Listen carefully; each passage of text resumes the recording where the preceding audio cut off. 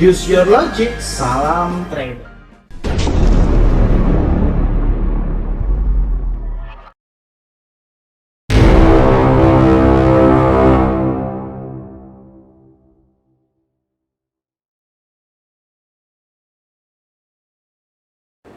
Salam traders, balik lagi sama saya Andi Firmansyah di channel ESG.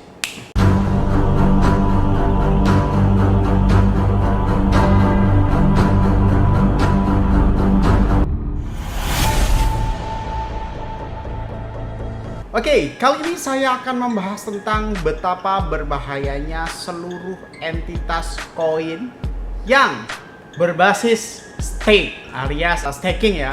Staking adalah sebuah tren ya, sebuah tren di mana beberapa hal mungkin kalian akan sadari bahwa betapa enaknya staking. Mulai dari penawaran APR dan APY yang sangat tinggi ya, hingga banyak sekali hal-hal yang membuat kita tertarik gitu kan. Bayangin saja gitu, ada staking yang bisa sampai sekitar 70% per tahunnya, bahkan ada yang sampai 120%. Nah, coba kalian bayangkan gitu kan, lo nggak ngapa-ngapain dapat 120% per tahun, itu udah keren banget kayak gitu kan. Apakah 120% itu sedikit? Itu super banyak banget. Bayangin modal lu 1 triliun dan lu nggak ngapa-ngapain selama 1 tahun dan lu dapat 1 triliun lagi. Dan apa ya? Saya mau sedikit menceritakan masa lalu ya,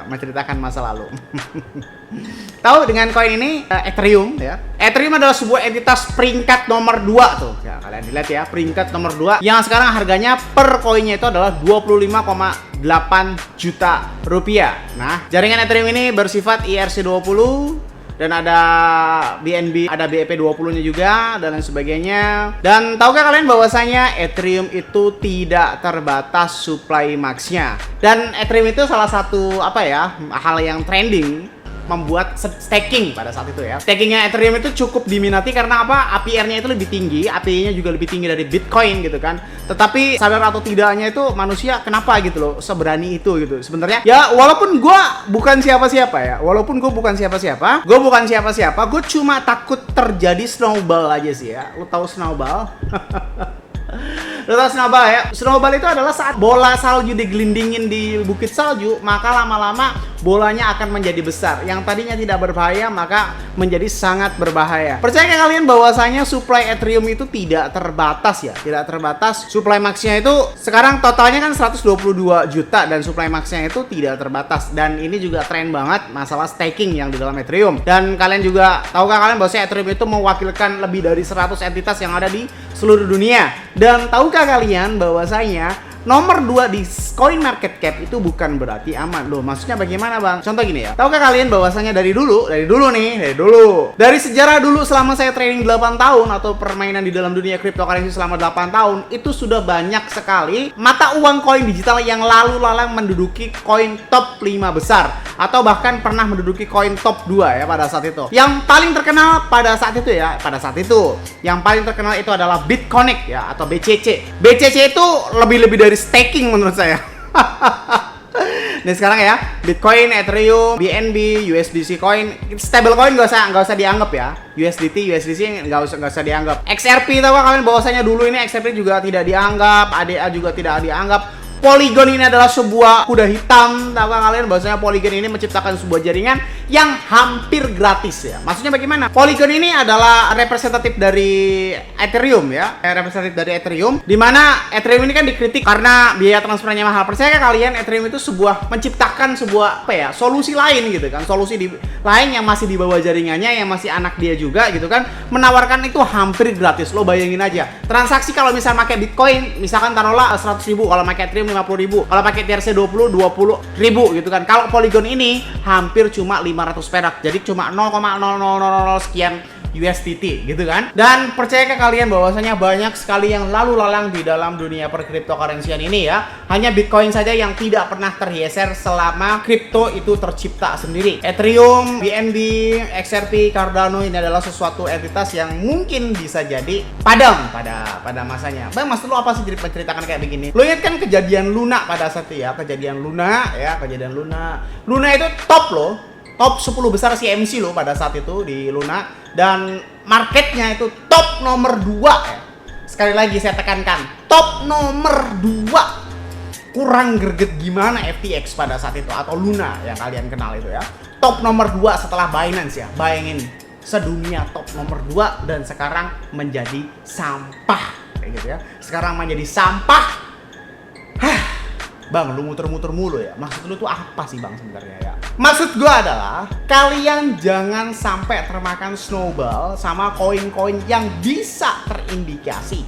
Walaupun memang saya bukan siapa-siapa, saya selalu mengingatkan ke kalian bahwasanya banyak sekali koin-koin yang mungkin saja bisa scam pada masanya. Sekaliber Ethereum yang rank nomor 2 itu pasti bisa scam. Kenapa saya bilang masih bisa scam? Supply max-nya tidak terbatas ya. Lu bayangin aja gitu kan. Seandainya CEO-nya itu kilaf mencetak misalkan 100 juta Ethereum, seluruh market di dunia di-dump seperti Luna pada saat itu, apa yang terjadi ya kan? Semua hanya everything about money kan, segala-galanya gitu kan. Ya walaupun memang Ethereum sampai sekarang ini masih aman-aman saja kayak begitu. Jaringan USDT dan lain sebagainya gitu. Tadi lalu ada pertanyaan unik ya. Bang, kan lu bilang bahwa lu tidak terlalu percaya dengan stake ya. Lalu sebenarnya bang, USDT kan lu banyak tuh di MoonXBT, bahkan gue invest di Whales itu. Ini kan gue investnya dalam bentuk USDT ya ini ya. Nah ini saya investnya 72.000 USDT dan kemarin ini masih 4.200-an ya. Sekarang udah 4.420. Kurang lebih saya mendapatkan sekitar $150 per hari nggak ngapa-ngapain gitu kan. $150 itu berarti sekitar hampir 2 juta rupiah lebih lah kayak begitu ya. Nah ini kan USDT itu kan 72.000 gitu kan. Terus di MoonXBT juga ada kurang lebih 114.000. Nah tapi kok bisa sepercaya itu? Nah ini bedanya bro. Bedanya kalau lu staking ya, kalau lu stake terhadap sebuah entitas, lu ini ibarat lu bentar deh, gue tanya dulu deh, lu tahu nggak sih yang bikin kebijakan staking itu siapa?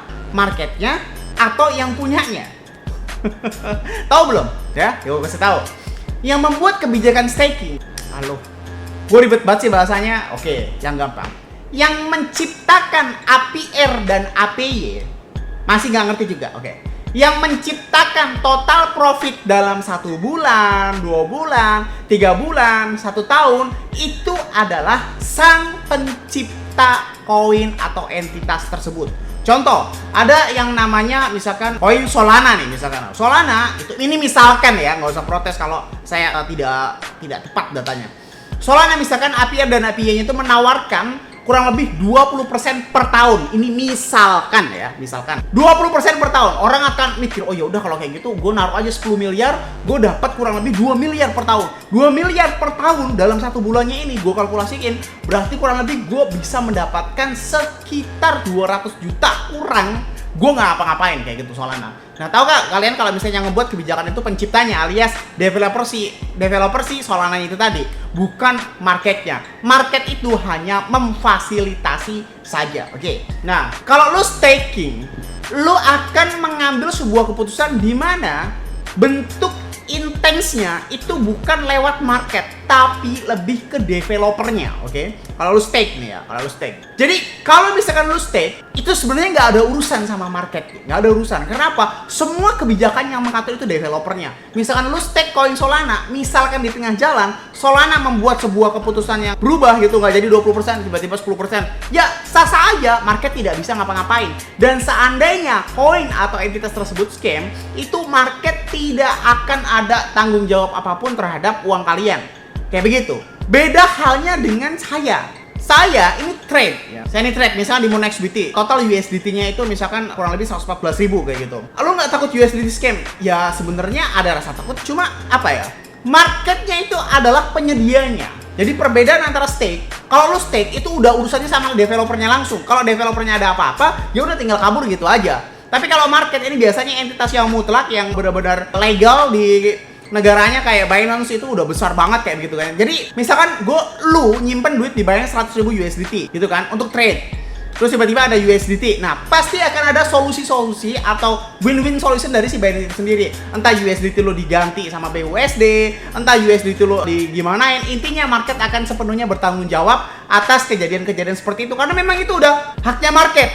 Lah, tapi Bang, kalau lu investasi di paus ini, misalkan di 72.000 ini, kan berarti ini di orang.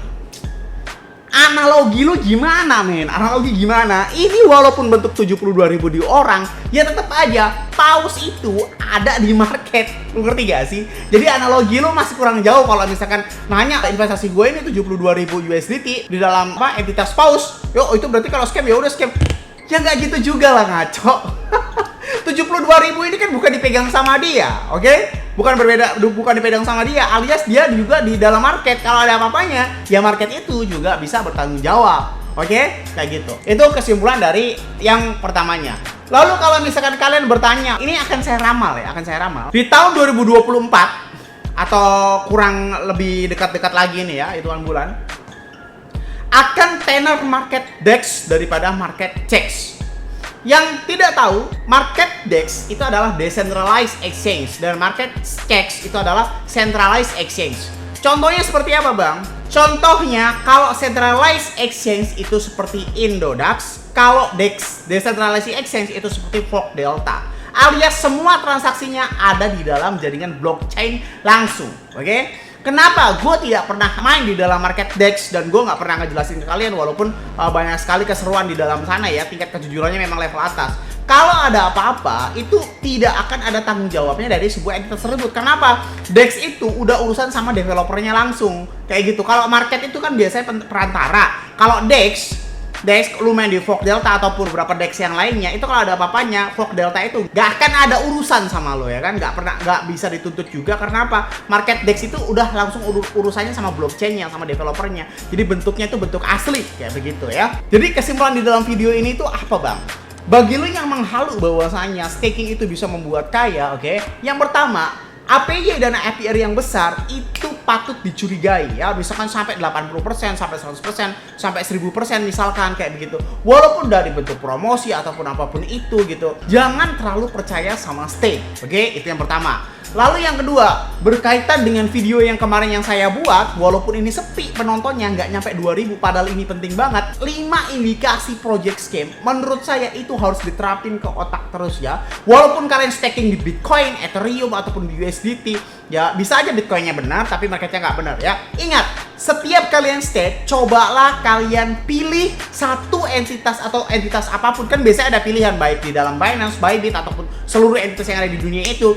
Ada pilihan stake-nya itu fleksibel, ada di lock, ada di lock 1 minggu, 1 bulan, 1 tahun. Cobalah selalu pilih yang fleksibel, oke? Saya sarankan seperti itu. Mau investasi bentuk apapun ya, mau kalian staking, mining, walaupun mining itu saya yakin pasti Ponzi, karena mining udah nggak worth it ya.